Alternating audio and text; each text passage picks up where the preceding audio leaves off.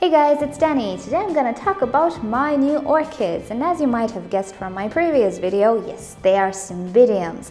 Now, PS, sorry that I didn't post anything yesterday, but I had a really good reason not to. I cleaned my greenhouse. It was so dirty. I am not finished just yet, and sadly I just needed to take the day off.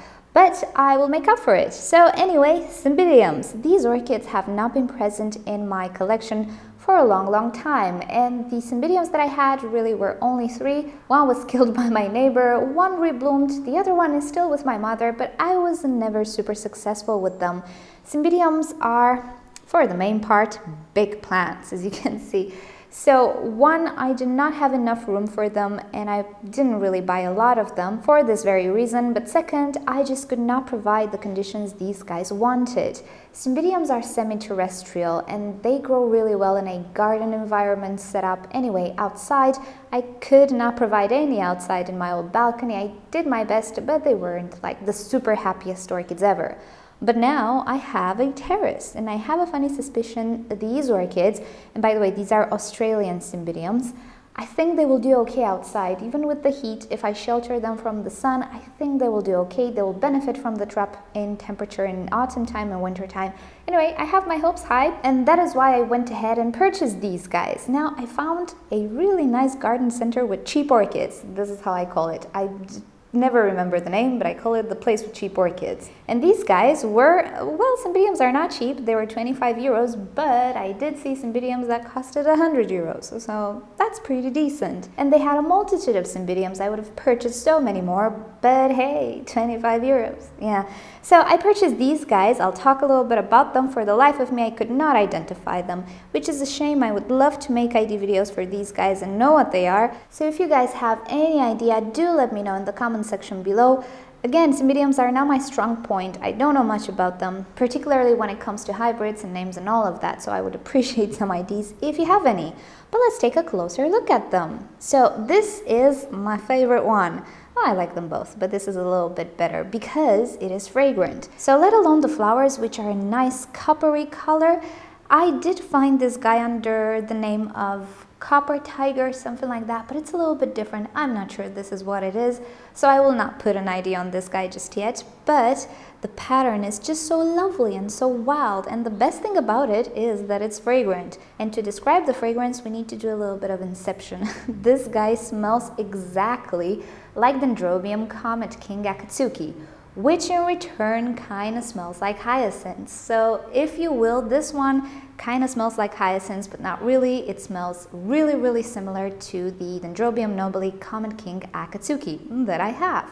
I love the fragrance. It is a spring fragrance for me, and it's not super powerful, but it is enough for you to feel it, especially if you smell the flower. It's absolutely obvious. It's not what I would call a light fragrance, but it's not powerful either. As for the guy, well, he's a big boy, isn't he?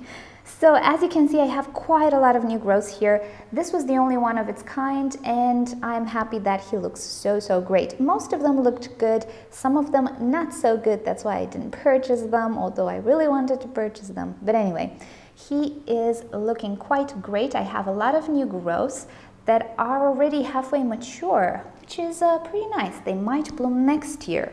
And it's raining. Oh my goodness, it didn't rain here properly since May.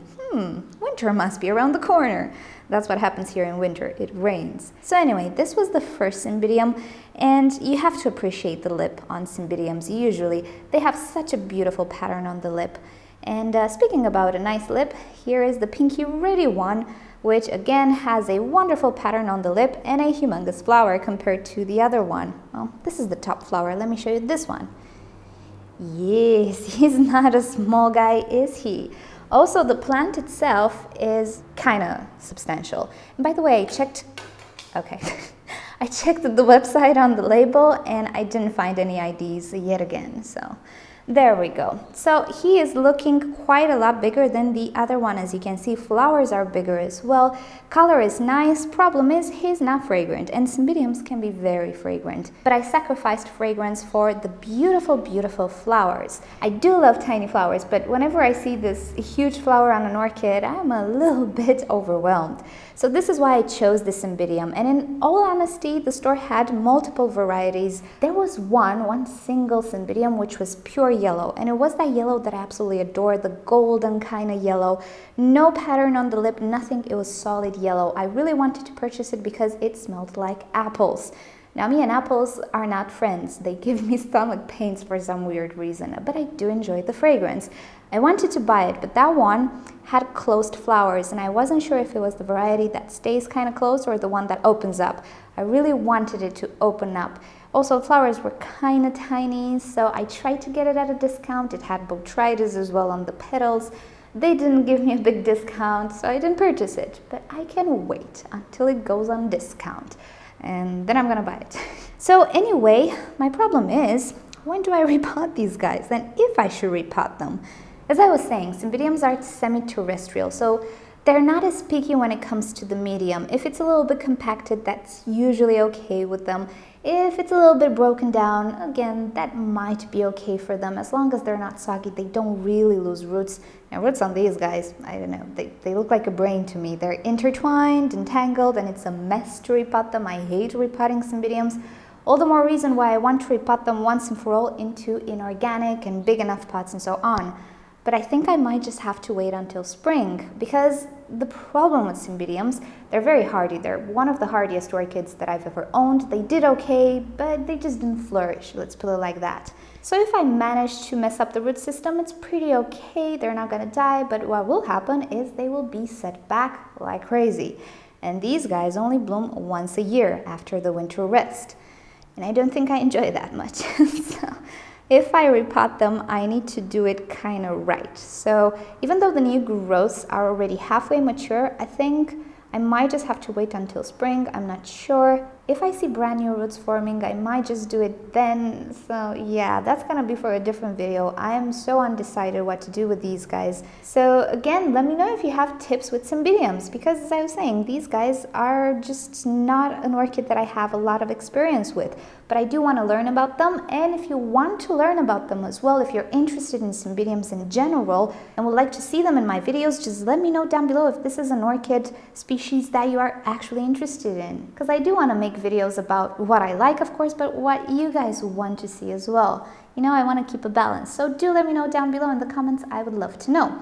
So these have been my new orchids, and you know what? I might do a greenhouse tour soon, since it is just so clean right now and nice and pretty, and it smells nice. It's not ready by any means, but at least it's clean. So yeah, maybe I'll just do a tour around Christmas or so, because it's gonna look prettier. So okay guys, thank you for watching this video. If you've enjoyed it, please give it a thumbs up. If you hated it, give it a thumbs down.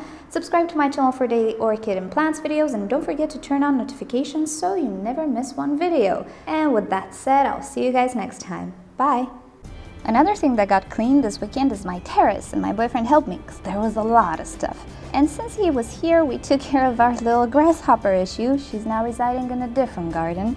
And that gave me the opportunity to look at my nobelies. And behold, we have buds. And I predict somewhere in February, we're gonna see some blooms.